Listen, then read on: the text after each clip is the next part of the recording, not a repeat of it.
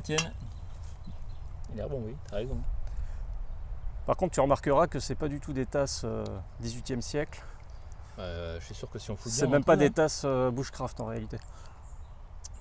On fouille bien, on en trouve. Je suis sûr que c'est sourcé. Alors, 18e siècle. C'est quoi ce déguisement là, Christophe? Alors déjà, si tu dis déguisement, on va pas être copains. Tu vas pas être copain dans le milieu de la reconstitution parce qu'on dit généralement costume ou tenue.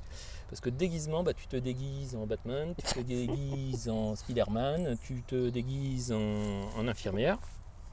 Tandis que là, c'est vraiment un costume qui est sourcé, comme à l'époque, un 18e siècle, une milice continentale américaine. Donc tout a été sourcé à partir soit de l'iconographie, à partir de ce qu'on a pu retrouver dans les musées, à partir de ce qu'on a pu retrouver en fouille. Pour ce qu'on peut retrouver en fouille, par exemple, je dirais la chape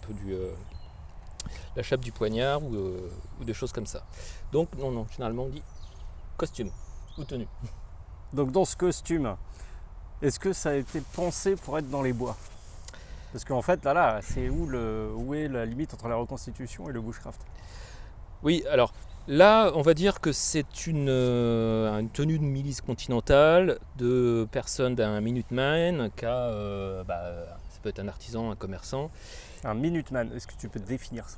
Alors Minuteman, homme minute, puisque les Minutemen étaient censés pouvoir prendre leur mousquet, leur équipement, et être prêts très rapidement au cas où il faille prendre le maquis pour aller faire un carton sur les tuniques rouges.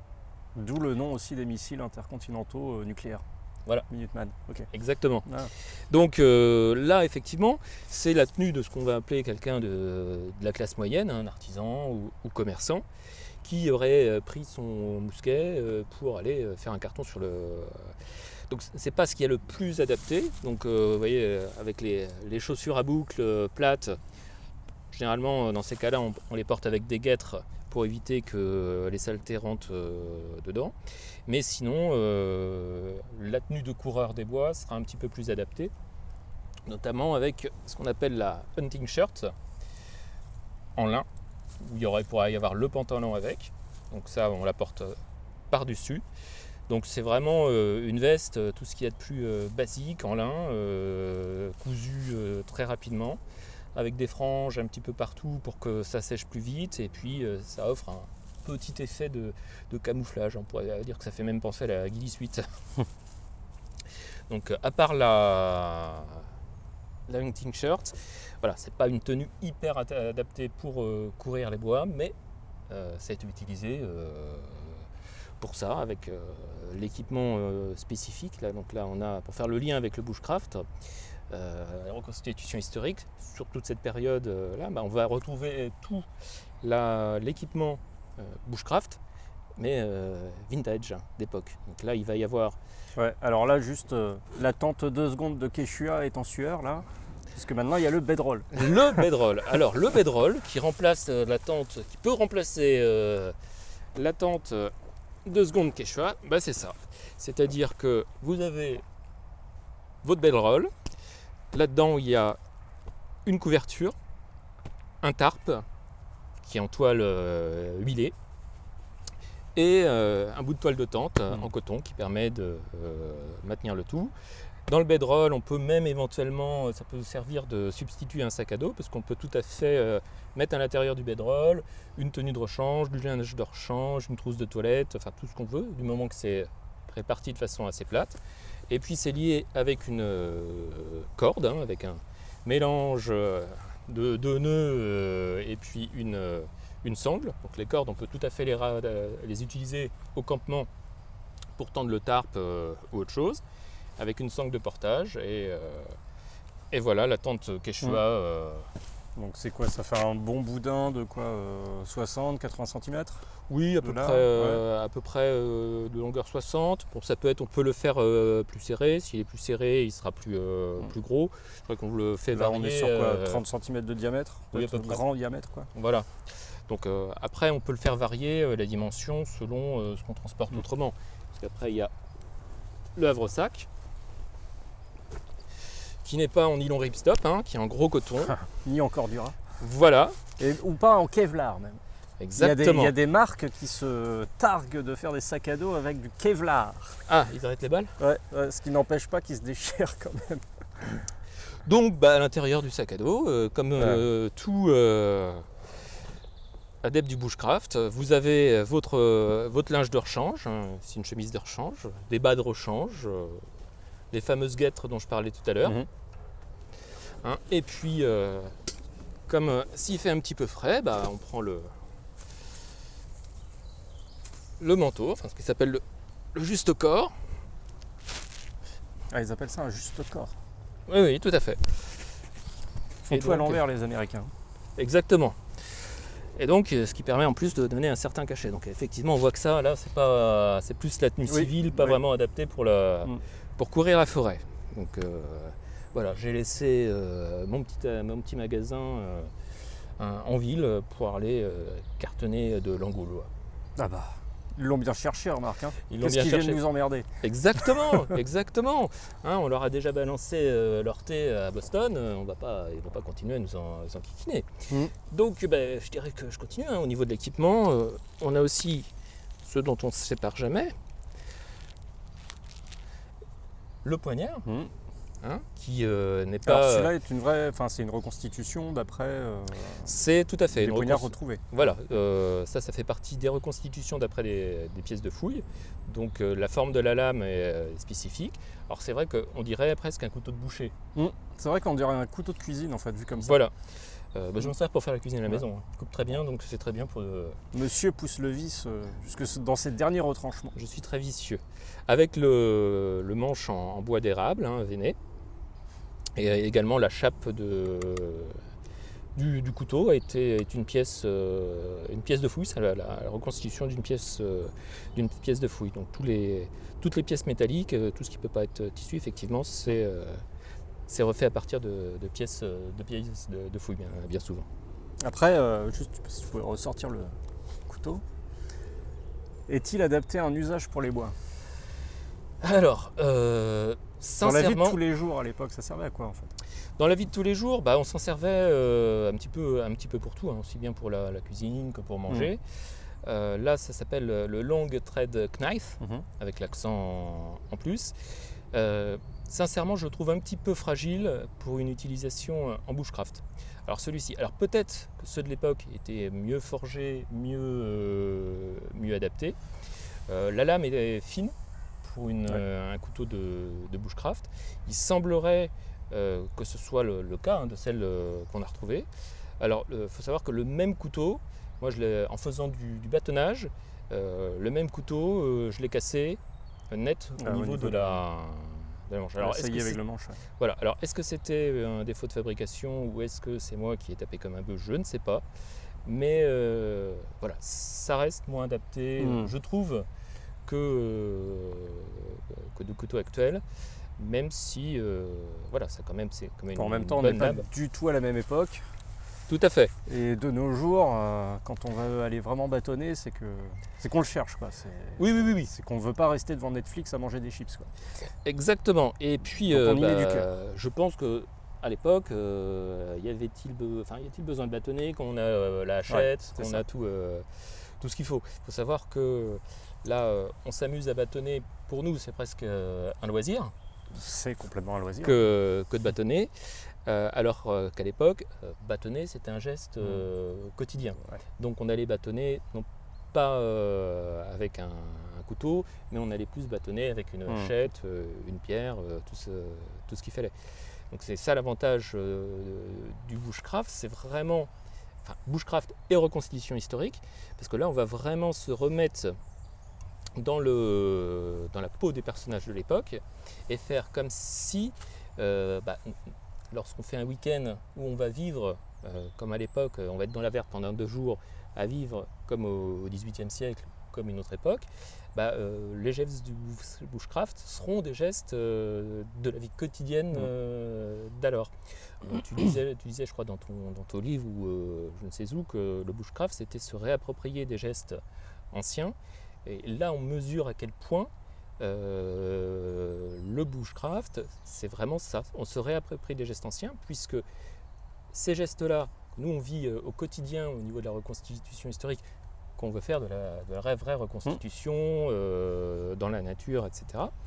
Ce sont vraiment des gestes du quotidien, ne fût-ce que pour refaire, que pour allumer du feu, que pour refaire des allumettes, comme on l'a fait tout à l'heure, ou d'autres choses. Cuisiner, pour cuisiner. Et même pour dormir. Hein, parce que... Oui, pour dormir, on a la couverture, on a le bedroll, on va attendre notre tarpe en coton huilé fait maison.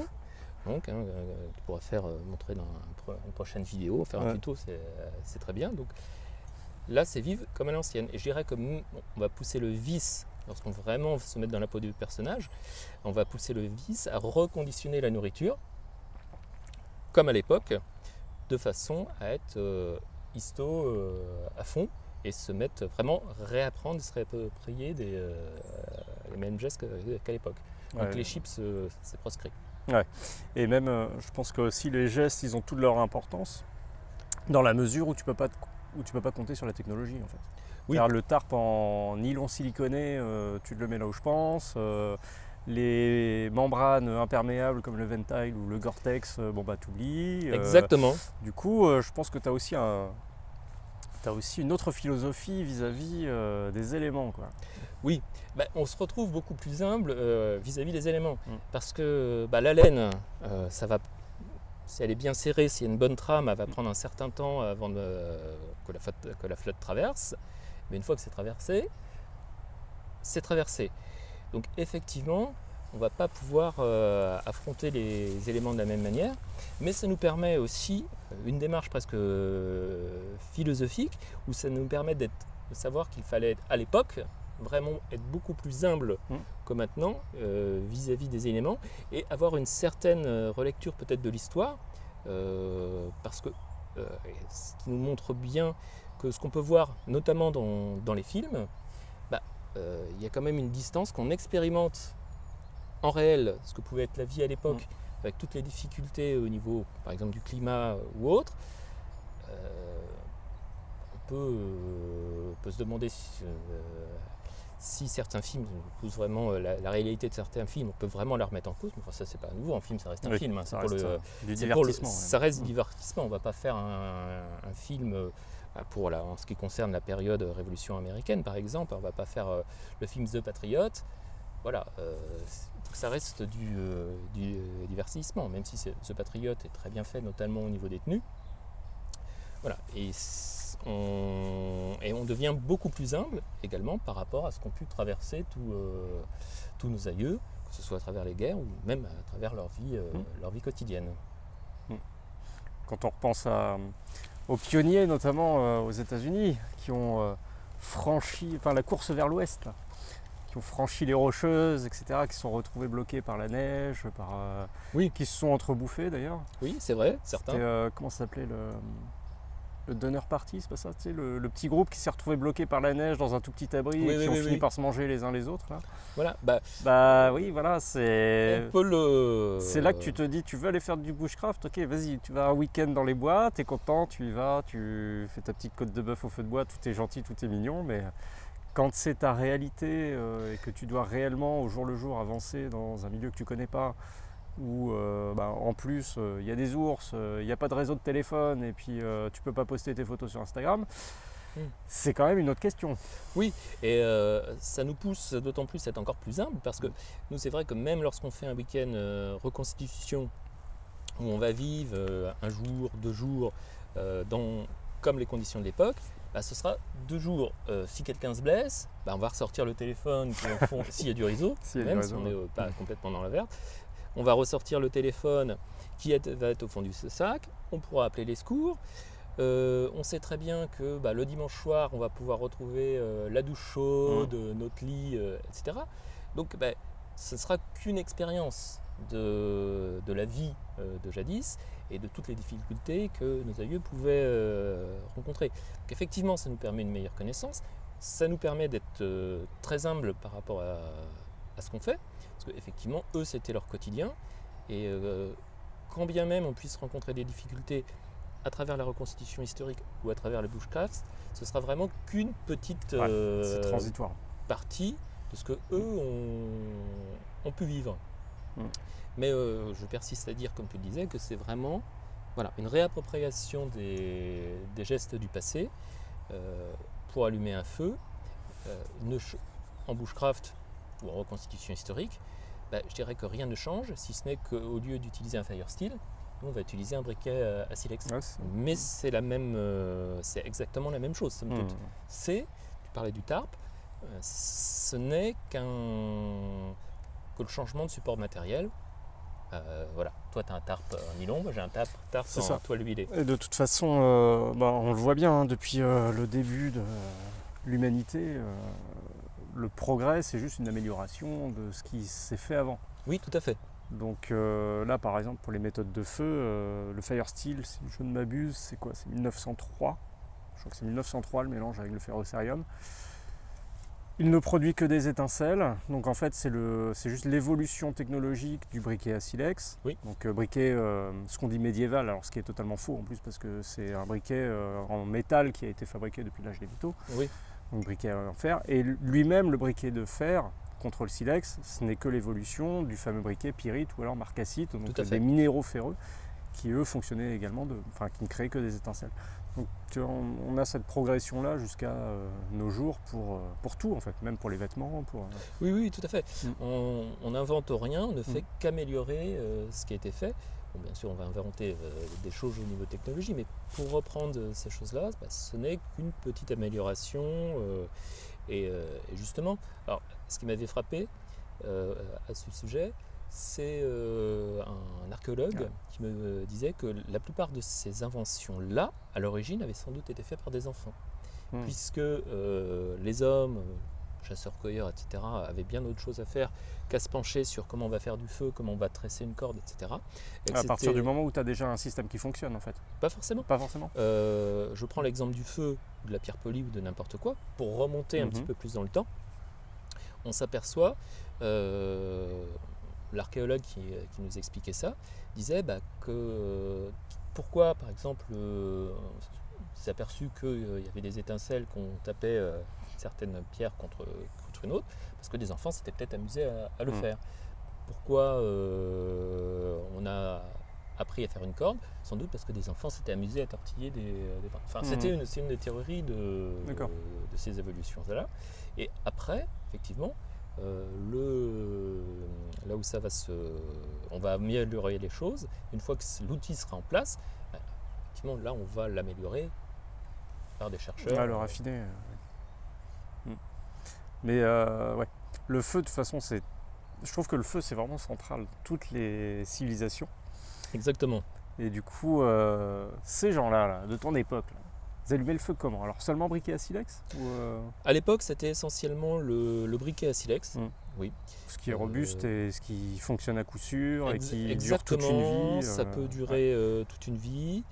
À l'époque, il y avait des allumettes, mais c'était des allumettes avec le bout en soufre. Oui, les allumettes soufrées, c'est pas des allumettes que tu grattes pour avoir une flamme, c'est juste des allumettes que tu peux placer sur une braise. Et il faut, malgré tout, pour allumer ces allumettes, il faut une petite braise créée par le briquet à silex. Donc le briquet à silex, oui, ça reste la forme privilégiée pour allumer le feu à l'époque. J'ai plus en tête l'invention du briquet à piston, je sais plus exactement. J'ai plus l'âge en tête, mais non, je vais dire une bêtise. Mais le briquet à piston a voulu remplacer en fait le briquet à silex parce que c'était super facile, tu tapes juste sur le piston et puis ça ressort. Mais il s'est fait tout de suite détrôner par les allumettes suédoises, celles-là qui te permettent d'obtenir tout de suite une flamme. Ouais. Mais sinon, au niveau des matériaux, tu vois, tu parlais de la laine tout à l'heure, et c'est quelque chose étrangement qui revient un petit peu à la mode. Notamment la laine bouillie, tu vois, ce qu'on appelle le loden, puisque c'est vrai que j'étais assez surpris, mais c'est une matière qui est extrêmement imperméable. Oui, alors la laine a plein et on s'en aperçoit en l'expérimentant, en la portant, la laine a plein de qualités. Déjà, s'il y a une trame serrée, ça va être imperméable, ça finira par traverser une fois que ce sera imprégné, mais ça va mettre un certain temps à traverser. On s'aperçoit que c'est aussi une matière qui est thermorégulé.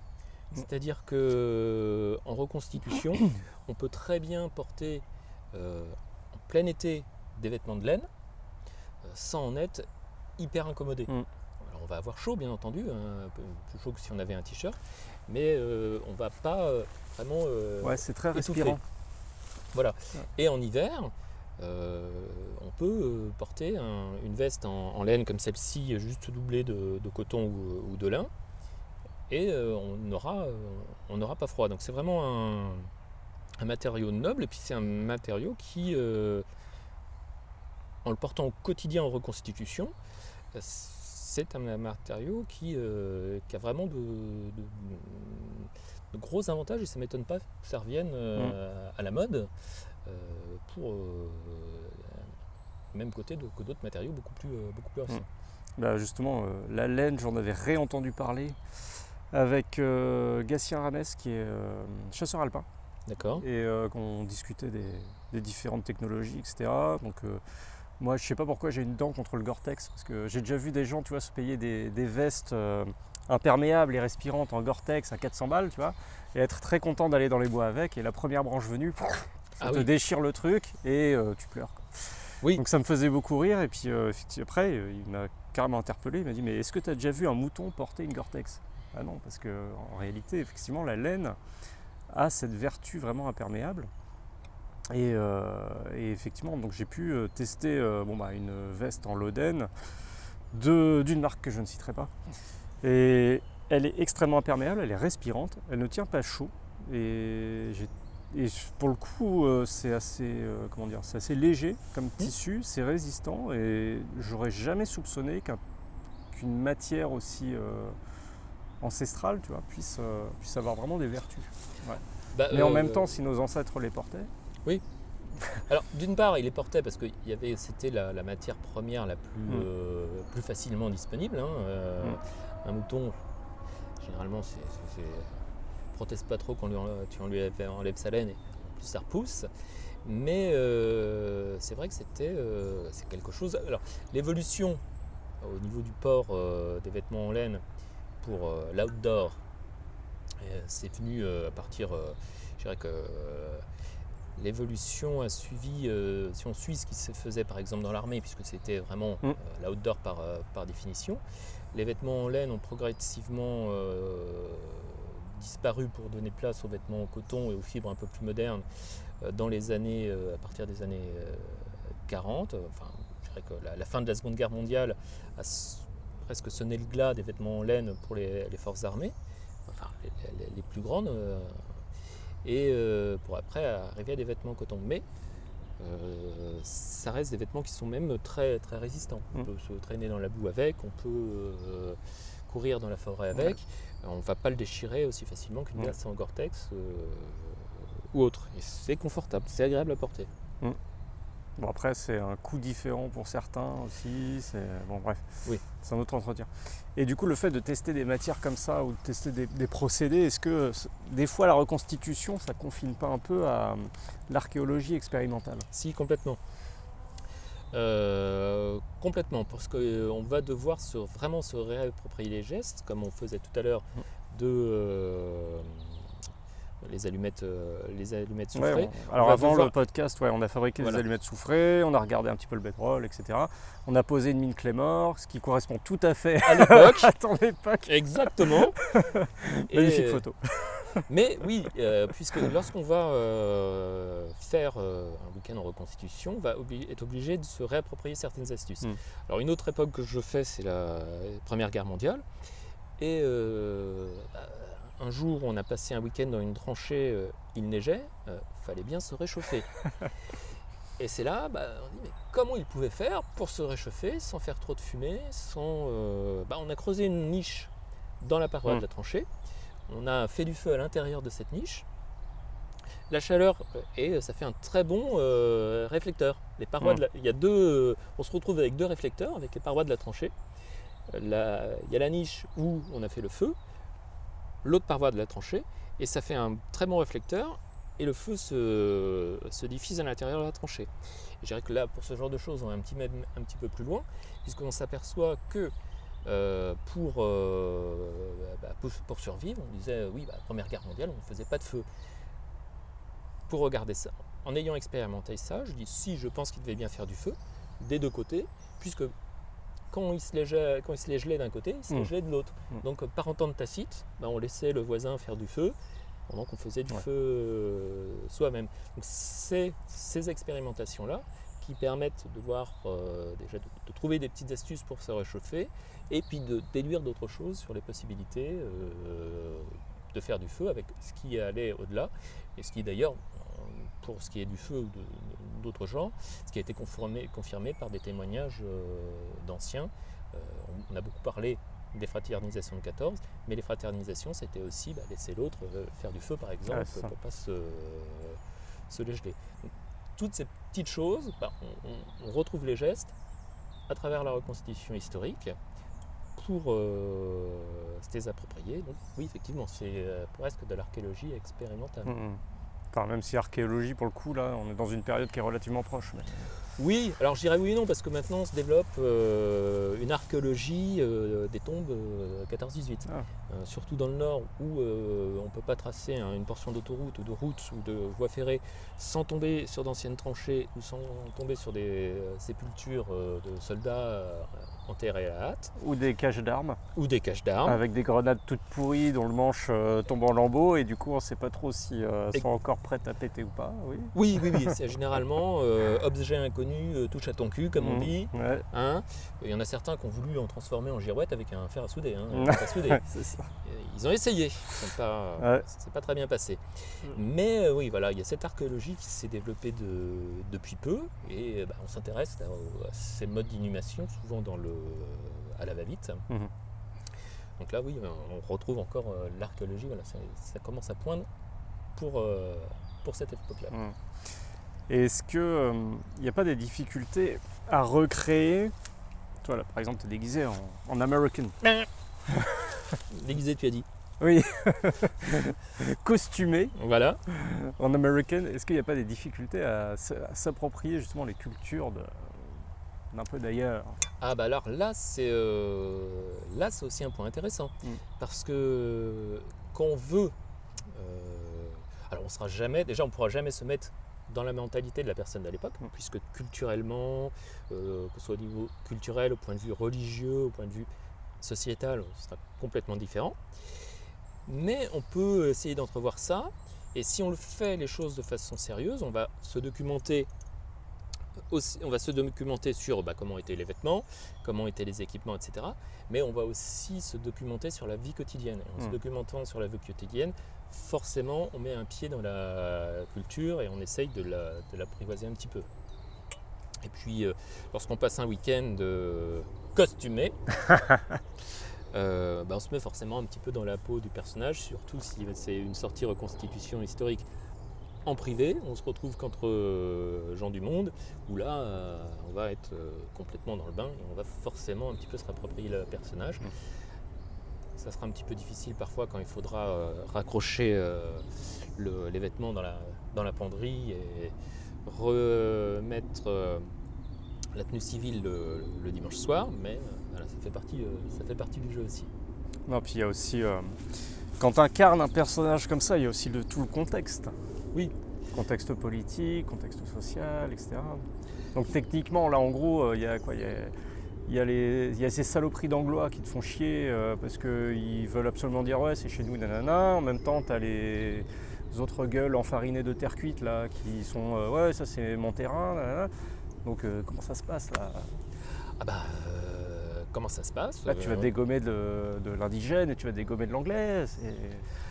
S'il y en a en face, si on peut faire mumuse lors de reconstitution, si on peut faire mumuse en faisant du bruit et de la fumée, en tirant sur du ténier rouge ou des emplumés, c'est très bien. On s'amuse. C'est viril, mais correct. Et du coup, les soldats de Sa Majesté aussi, ils en prennent sur certaines... alors, c'est surtout... là, on est très minoritaire au niveau de... En France, à faire de la reconstitution historique, je dirais révolution américaine, il y a essentiellement deux groupes qui en font de façon de phare. Il y a les sujets du bien-aimé, c'est nous. Il y a le groupe Lafayette également, qui en font, mais là qui sont en uniformes continentaux, mais eux l'uniforme de l'armée, ce sont nos pendants en militaire. Mais je dirais que voilà, l'avantage de mon groupe, les Sujets du Bien-Aimé, c'est qu'on est vraiment multi-époque, puisqu'on va très bien pouvoir faire du 18e. Le nom Sujet du Bien-Aimé vient du roi Louis XV, puisque à l'origine l'association faisait de la reconstitution époque Louis XV, mais on fait aussi du conflit franco-prussien de 1870, on fait aussi 14, et on a d'autres projets derrière les fagots dont je ne parlerai pas ici, mais on essaye toujours de sortir des sentiers battus et d'aborder des thèmes qui ne sont pas abordés, très peu abordés. On essaye de faire les choses qui ne sont pas traitées par ailleurs. Je dirais que des sujets qui ne sont pas à la mode, justement pour rappeler le petit truc, notamment pour 1870. On a commencé, on doit être peut-être le premier groupe à avoir décidé de reconstituer une unité de francs-tireurs.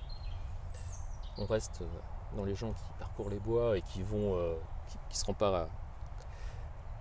battront pas de façon conventionnelle, et donc de francs-tireurs de Mirecourt, et on s'est rapproché de la municipalité de Mirecourt. Alors les francs-tireurs à l'origine, lors de conflits franco-prussiens, c'était souvent des sociétés de tir ou des sociétés de chasse.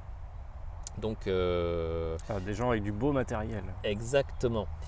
Et les francs-tireurs de Mirecourt, il y avait, je crois, 86 bonhommes dans la compagnie. Et donc on s'est rapproché de la municipalité de Mirecourt. La mairie a retrouvé des vieux documents dans un coffre-fort qui était planqué au grenier, des choses comme ça. Donc là, on avait fait d'ailleurs un trek en tenue de francs-tireurs de Mirecourt l'année dernière en Alsace pendant 2 jours. Donc là, on est en fait, en faisant ce genre de choses, on est invité d'ailleurs par la municipalité de Mirecourt, et en faisant ce genre de choses, on est vraiment à la confluence de toutes les disciplines, puisque là on retrouve le bushcraft, l'outdoor pour la partie vie dans la nature, trek. On est dans la partie historique, puisqu'on évoque cet épisode de l'histoire de France. On est dans la partie recherche, puisqu'on va se plonger dans des documents complètement inédits qui ont été retrouvés il y a peu de temps. Et donc on est vraiment à la confluence au cœur d'un tout un tas de disciplines.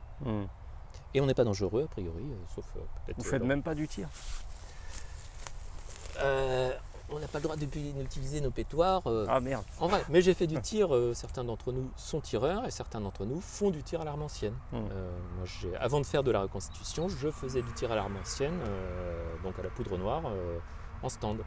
Ce qui aussi se réapproprier des gestes à l'ancienne, puisque là, le tir, ça va être presque une cérémonie comme le thé, c'est-à-dire qu'on va devoir charger l'arme, mettre la poudre, mettre la balle, l'amorce, prendre sa visée. C'est beaucoup plus long, beaucoup plus prenant que de garnir un chargeur, que de garnir un barillet. Mais on reste toujours dans le même esprit de se réapproprier quelque chose. Et ce qui est important, on s'en rend compte en vivant un week-end en reconstitution, en faisant du tir de cette façon-là, c'est qu'on a un autre rapport au temps. Parfaitement. Ouais. Puisque pour charger une arme, lorsqu'on fait du tir ou lorsqu'on fait une démonstration où on tirera 100 balles, il faudra prendre le temps de charger son arme, il faudra prendre le temps de nettoyer éventuellement le silex, nettoyer la platine, etc. Pour faire du feu, on le fera à un autre rythme. Pour faire la cuisine, on le fera à un autre rythme. Tout va se passer de façon plus lente.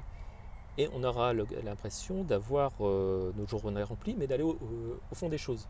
C'est ça. De ne pas rester dans la superficialité. Ouais. Et ça, si on cherche les points communs avec le bushcraft et la reconstitution historique, on peut dire que ça en fait partie, puisque je pense qu'il y a quand même beaucoup d'adeptes de bushcraft qui font ça pour se rapprocher de la nature, sortir un petit peu du rythme quotidien, sortir du rythme quotidien, et ça reste encore un point d'achoppement entre les deux disciplines. Oui, tout à fait. Même Ne serait-ce que faire du thé, faire bouillir de l'eau, etc. Exactement, tout à fait. Ça prend un temps fou dans la réalité. Oui. Alors que chez nous, on remplit la bouilloire électrique, paf, c'est parti, en 3 minutes, on a de l'eau bouillante. Voilà. Alors, si on veut faire de la cuisine comme à l'époque, c'est aussi beaucoup de temps. Et s'il faut faire du café avec ça, bon, bah, ça prendra beaucoup plus de temps que de faire du café en mettant une dosette. Une délicieuse dosette Nespresso de café. Exactement. Immonde. Si on veut faire du pain, si on veut faire d'autres choses, Ouais, voilà, on peut décliner ça sur plein de choses. Et du coup, les reconstitutions, ça dure en général quoi, un week-end, ça peut durer plus longtemps? Ça peut durer plus longtemps, ça va dépendre de quel type de reconstitution.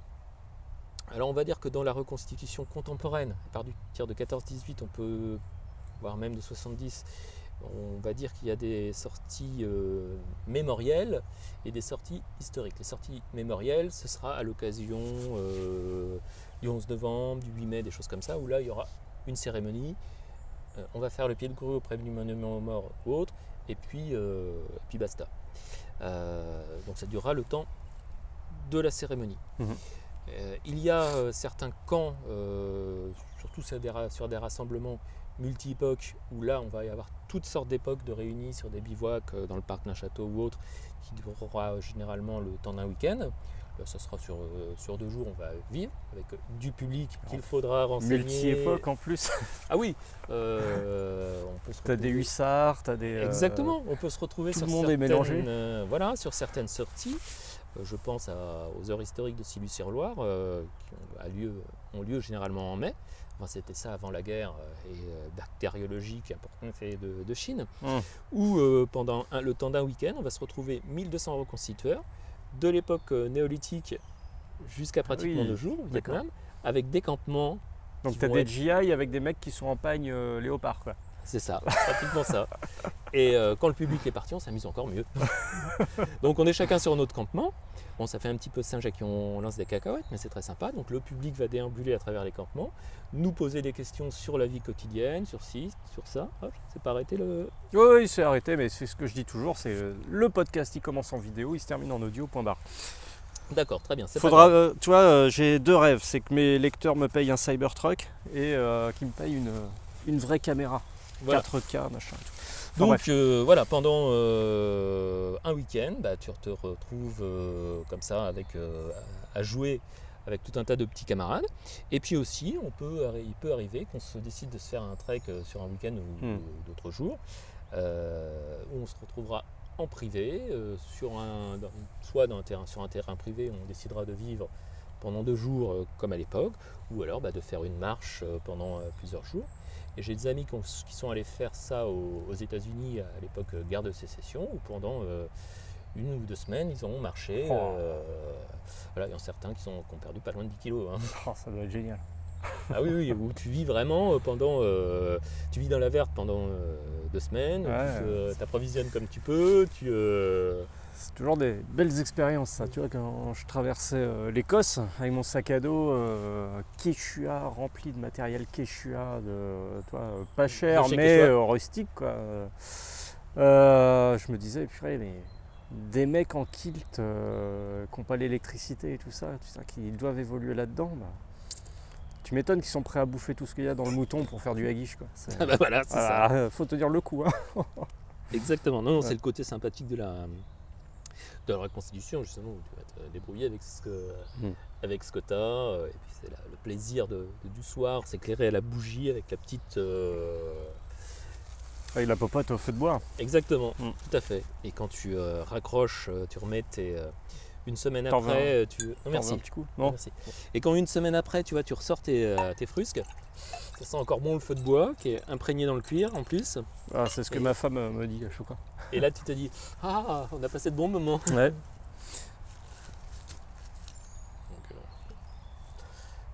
ça reste très sympathique. Ah oui, oui. La fois où je t'ai vu, c'était la libération de Poissy. Oui. Déguisé en américain. Non, déjà c'était pas américain. Costumé. Voilà, c'était pas américain, c'était... la tenue était américaine, l'uniforme était américain, mais c'était 501e régiment de chars de combat, donc régiment de la 2e division blindée du général Leclerc.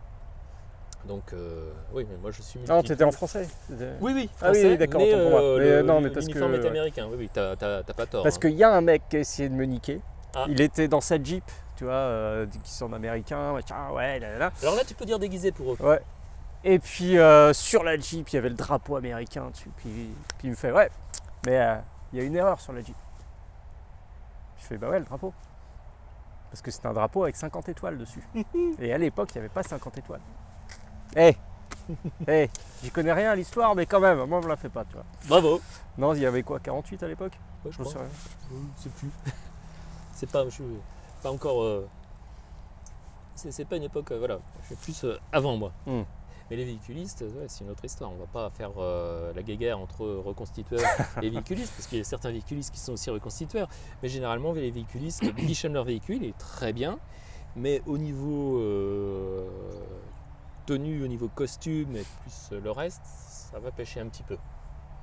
Donc spécial dédicace au magazine Véhicule militaire, c'est ça? Ah oui, non, mais magazine très bien d'ailleurs. hein.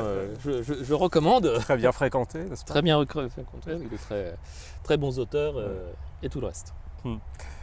Ouais, donc là, dans cette parade-là, il y avait quoi? Il y avait des jeeps, il y avait les camions médicaux. Oui, mais il y avait bla, aussi bla, en bla. plus des camions qui n'avaient rien à voir avec l'époque, qui étaient des camions de l'armée française des années 50, alors qu'on était à la libération de Poissy, donc c'était en principe 1940. Mais bon, voilà, c'était des véhiculistes. Ah. Je ne vais pas gâcher leur.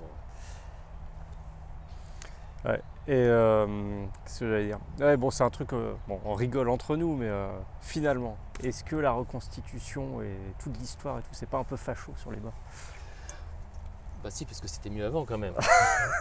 Ah mais ça c'est souvent une critique qu'on a, c'est récurrent. Oui, Vous aimez la guerre. vous aimez la guerre, vous faites l'apologie de la guerre, etc.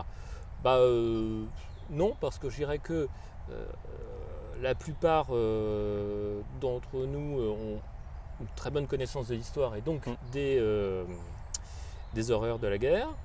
Et puis bah, on évoque une partie de l'histoire. Malheureusement, l'histoire est jalonnée de conflits.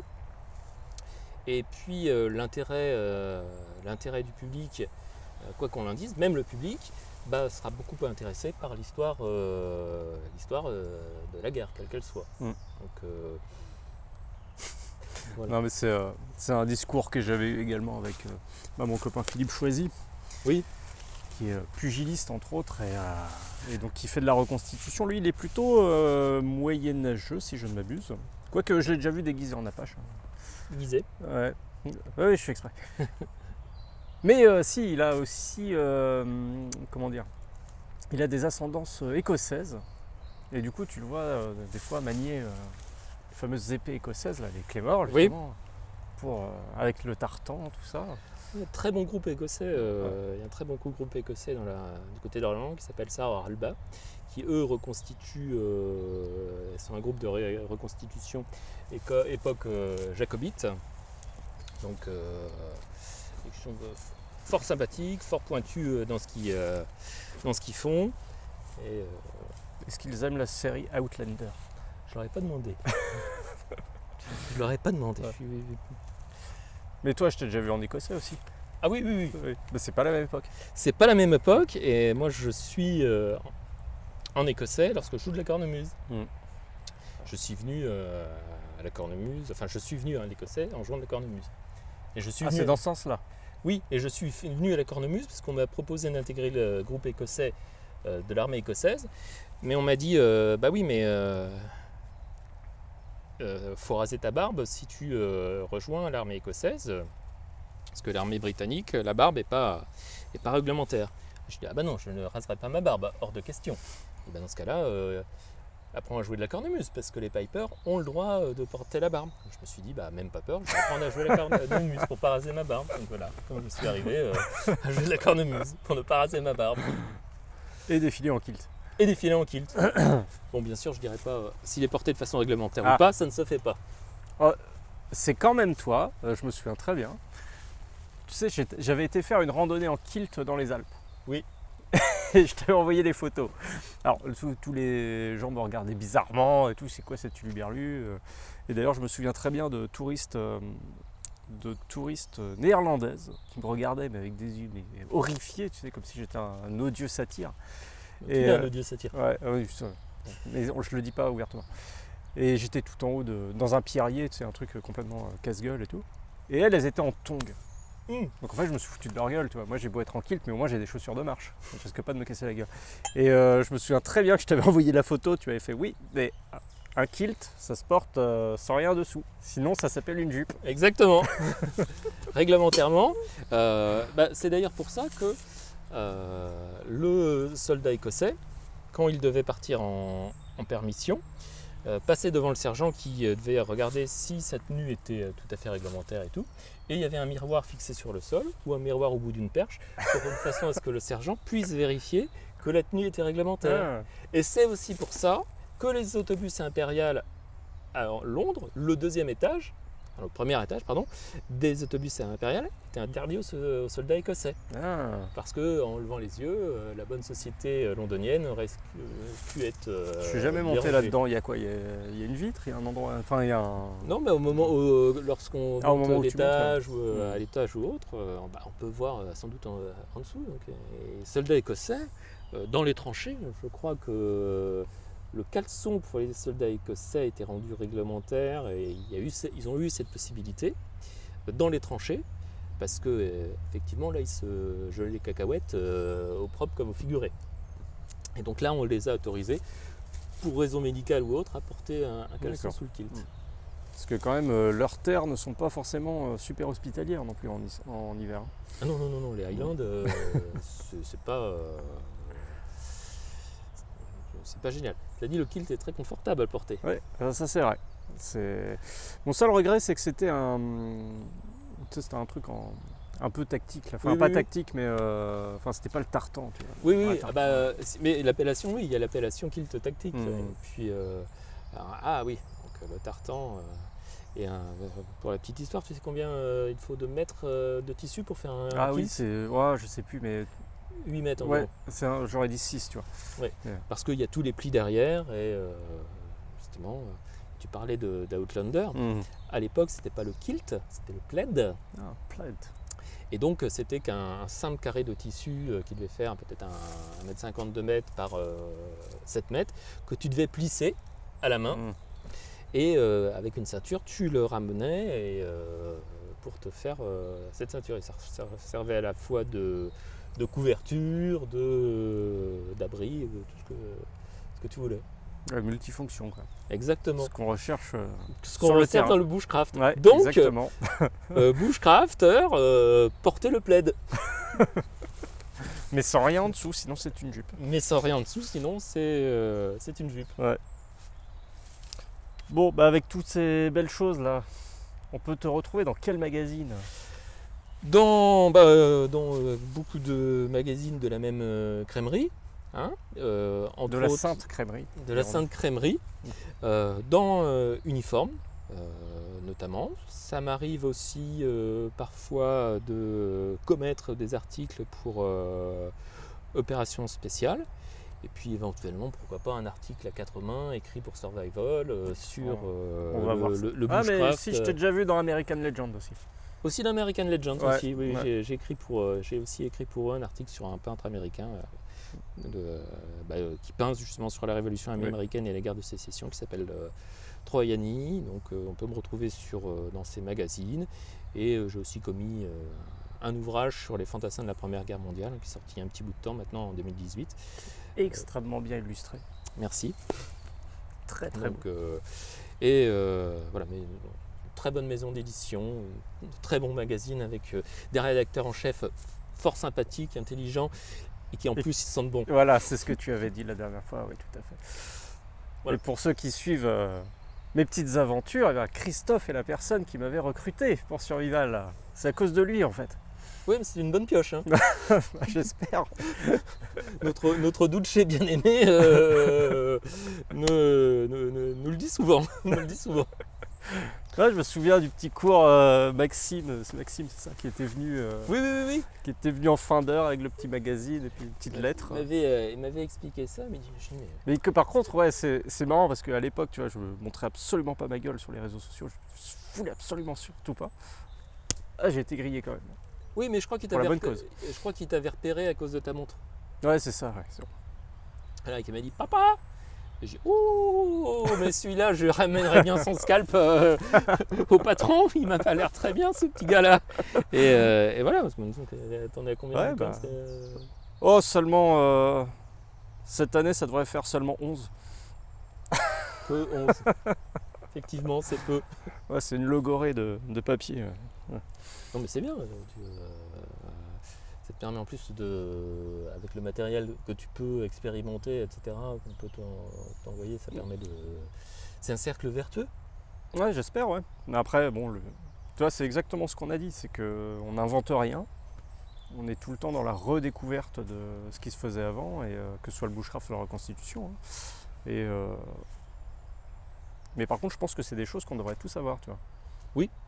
Alors, on entend beaucoup, là, à la période où on enregistre, que les survivalistes fachos vont s'entraîner dans les bois, faire des camps d'entraînement, etc. Mais, enfin, j'arrête pas de dire, mais qu'est-ce qu'il y a de facho à aller allumer du feu dans les bois juste pour le plaisir d'être dans les bois, quoi. Et de retrouver ce que nos ancêtres faisaient, quoi. Voilà, j'irai même plus loin parce que c'est aussi une façon de vivre, puisque avec petit à petit, avec la reconstitution historique, j'en suis venu moi à la maison à fabriquer mon propre dentifrice en poudre pour garnir ma trousse de toilette quand je suis en reconstitution.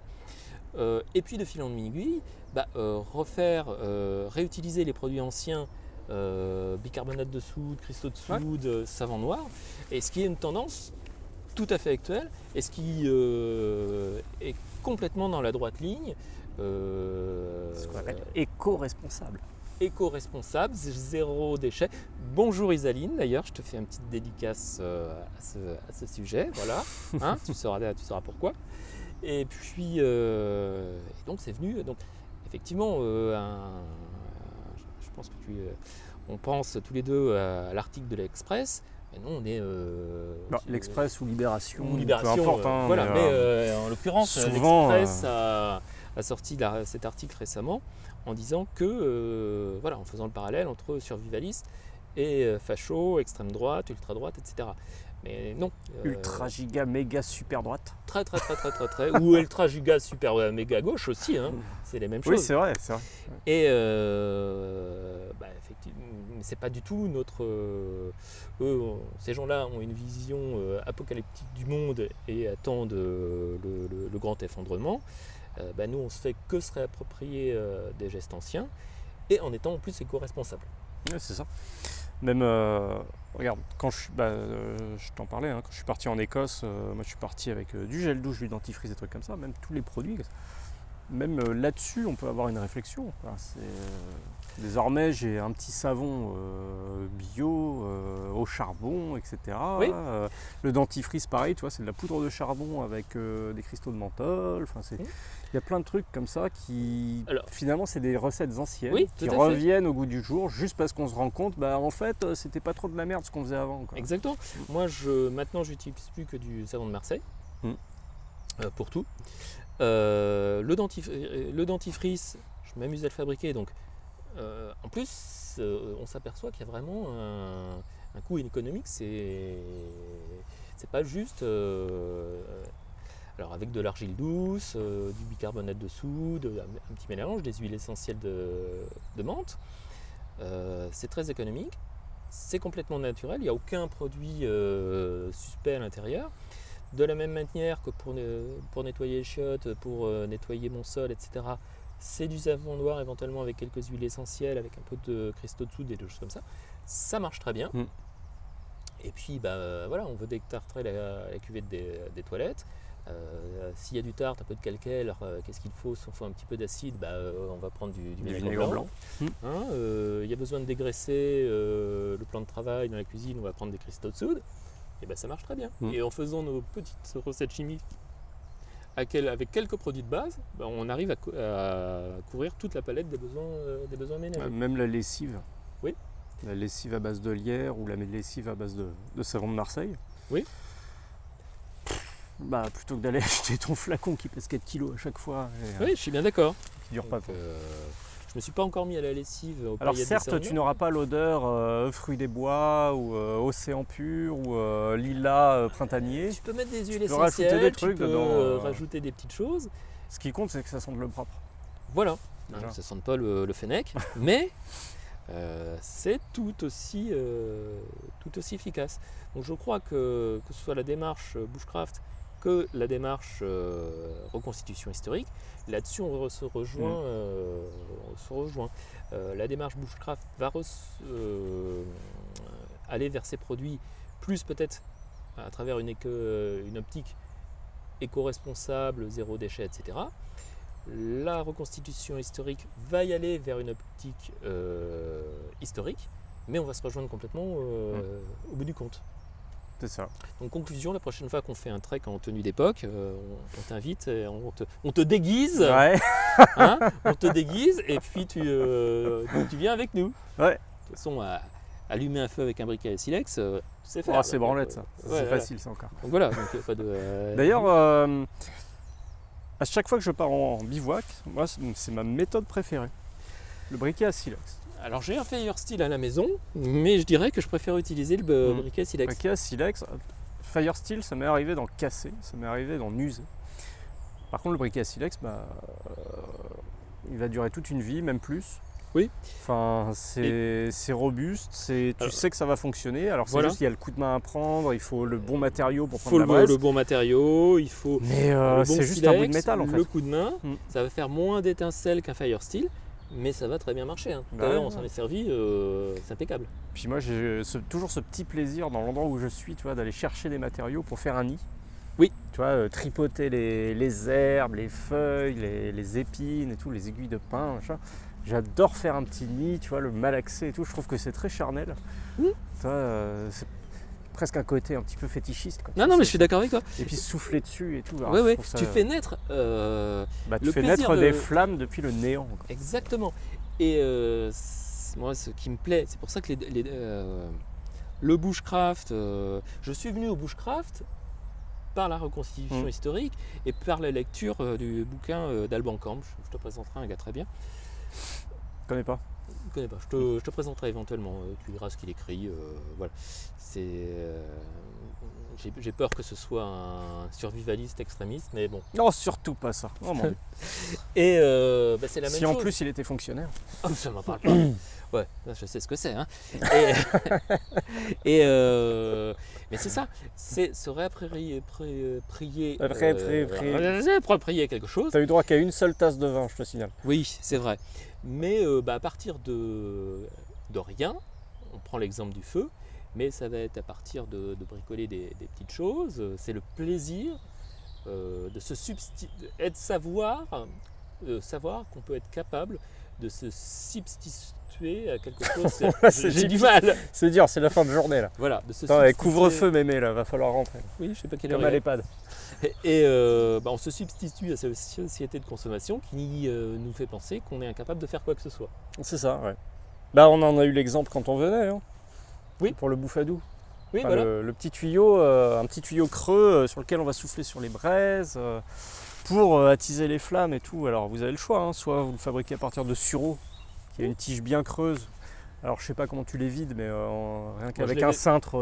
Avec un cintre, moi c'est voilà. ce que j'avais utilisé, un cintre fil de métallique. fer. Le mieux c'est de faire bien chauffer d'ailleurs l'extrémité, comme C'est ça ce que ça j'avais brûle fait. la moelle à l'intérieur. Exactement, c'est ce que j'avais fait. Donc Petit à petit, tu le fais brûler. voilà, tu souffles dedans parce que c'est creux, ça fonctionne très bien, c'est un bout de bois. Ou alors tu vas dans une enseigne qui prône commence l'environnement et les inventions. Ça commence Ouais. pas par nature et ça se Ouais, finit pas par. ouais, un truc comme ça. C'est une parfumerie surtout. Oui, Et tu dépenses une bonne vingtaine d'euros pour t'offrir un espèce de tuyau métallique télescopique qui remplit exactement la même fonction. exactement. Moi je préfère le fabriquer moi-même. Ouais, c'est plus rigolo quand même. Je sais pas où est le mien d'ailleurs, faudra que en revenant, tu me fais penser à couper une tige de sirop. Mais ouais, voilà, c'est juste remettre les mains dans ce truc un peu foufou qu'on appelle la forêt, là. Tout enchevêtré de plantes, de... C'est mal tenu ces forêts parce Ouais. qu'elles sont pleines d'arbres. Je suis pour les arbres en plastique Ouais. et puis bétonner en bas pour que ce soit un petit peu plus. D'ailleurs, on voit bien qu'à côté, tu vois, ils ont loupé leur coup parce que tu vois, ils ont tout coupé, ils auraient pu faire un beau parking. Oui. Mais je C'est sais pas vrai. pourquoi ils se sont mis à replanter des trucs. Bon, tu me diras, au moins ils ont replanté que la même chose, au moins c'est bien ordonné. Exactement, c'est une forêt ordonnée. Ils préparent la forêt de demain, comme on voit marqué sur les panneaux. Une forêt de demain, bien ordonnée, sans une feuille qui dépasse. Carré, tac. Voilà. Mm. Pas d'anarchie. Voilà. Bon bah, merci beaucoup. Ce fut un plaisir. J'espère qu'on n'a pas dit trop de conneries quand même. Bon, je pense pas, c'était. Hein, C'est pas répréhensible par la loi, j'espère. A priori, non.